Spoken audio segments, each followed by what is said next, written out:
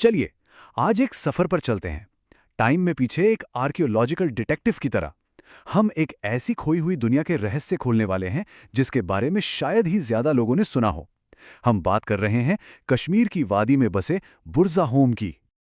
अच्छा, जब हम कश्मीर का नाम सुनते हैं तो जहन में क्या आता है? खूबसूरत वादियां, है ना? पर जरा सोचिए, हजारों साल पहले यही जगह एक बिल्कुल ही अलग दुनिया थी।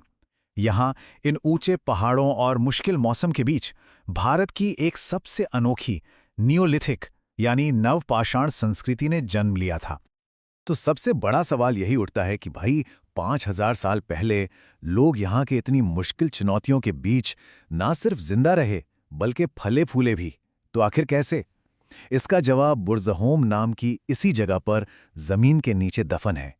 और आज हम एक एक करके उन सुरागों को सामने लाएंगे।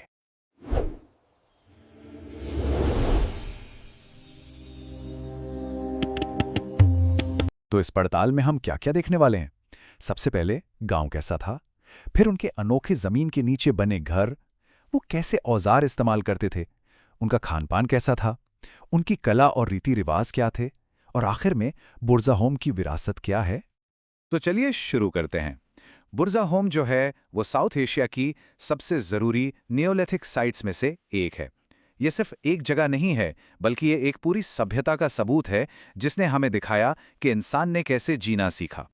अच्छा, आगे बढ़ने से पहले ये समझ लेते हैं कि नवपाषाण काल या नियोलिथिक पीरियड आखिर है क्या। देखिए, ये वो जमाना था जब इंसान ने शिकारी जीवन छोड़कर पहली बार खेती करना, जानवरों को पालना और एक जगह टिककर गांव बसाना सीखा।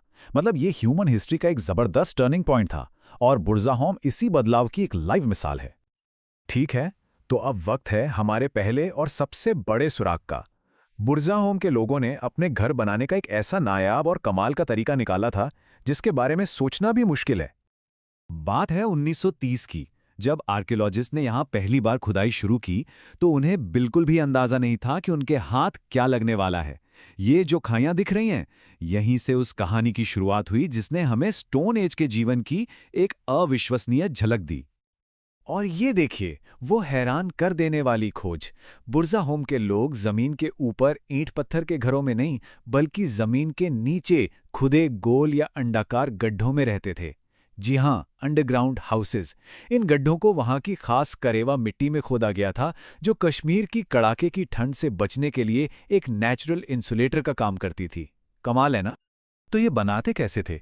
देखिए, इस प्लान में गड्ढे के चारों ओर छोटे छोटे छेद दिख रहे हैं, जिन्हें पोस्ट होल कहते हैं। इससे पता चलता है कि वो लकड़ी के खंभे गाड़कर ऊपर से भोजपत्र यानी बर्च बाग और घास फूस की छत बना लेते थे। कुछ गड्ढों के फर्श पर तो लाल गेरू यानी रेड ओकर भी लगा मिला है, शायद किसी खास मौके या पूजा पाठ के लिए। घर तो बड़े अनोखे थे इनके। अब बात करते हैं इनके औजारों की, क्योंकि टूल्स ही तो बताते हैं कि कोई सभ्यता कितनी एडवांस थी और अपने माहौल को कितना समझती थी। इनके पास दो तरह के टूल्स का एक शानदार कलेक्शन था। एक तरफ थे भारी भरकम पॉलिश किए हुए पत्थर के औजार, जो नियोलिथिक एज की पहचान है, और दूसरी तरफ हड्डियों से बनाए गए बहुत ही बारीक और स्पेशलाइज्ड टूल्स थे, जैसे कि सुई, मछली पकड़ने के कांटे यानी हार्पून और तीर की नोकें। ये उनकी कारीगरी का बेहतरीन सबूत हैं। लेकिन इन सब में सबसे कमाल के औजार थे ये छेद वाले पत्थर के चाकू, जिन्हें हार्वेस्टर्स भी कहते हैं।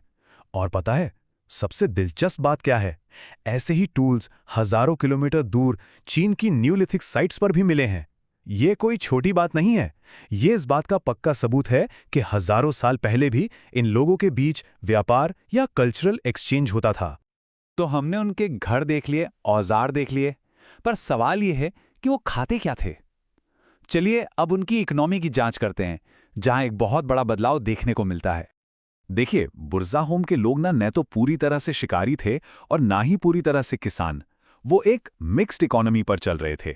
हाँ, जंगली जानवरों की हड्डियां मिली हैं, मतलब शिकार तो होता था, लेकिन साथ ही भेड़, बकरी और कुत्तों जैसे पालतू जानवरों की संख्या भी धीरे धीरे बढ़ रही थी। और सबसे जरूरी बात, वहां गेहूं, जौ और दाल के दाने भी मिले हैं, जो खेती की शुरुआत का साफ साफ इशारा है। अब तक हमने बात की कि वो कैसे रहते थे, क्या खाते थे। अब जरा उनकी सोच और उनकी दुनिया के अंदर झांकते हैं। ये वो सुराग हैं जो हमें उनकी मान्यताओं और संस्कृति के सबसे करीब ले जाते हैं। और ये है इस पूरी साइट की सबसे फेमस फाइंडिंग, पत्थर की एक स्लैब जिस पर एक पूरा हंटिंग सीन उकेरा गया है। ध्यान से देखिए, इसमें एक बारहसिंगा है जिस पर 2 लोग भाले से हमला कर रहे हैं। उनके साथ एक कुत्ता भी है और सबसे अजीब बात, ऊपर आसमान में 2 सूरज चमक रहे हैं। तो आखिर ये सीन हमें बताता क्या है? ये सिर्फ एक ड्राइंग से कहीं ज्यादा है। ये शिकार करने का तरीका दिखाता है। कुछ एक्सपर्ट्स तो ये भी मानते हैं कि इन 2 शिकारियों में से एक महिला हो सकती है, जो समाज में औरतों के रोल पर रोशनी डालता है।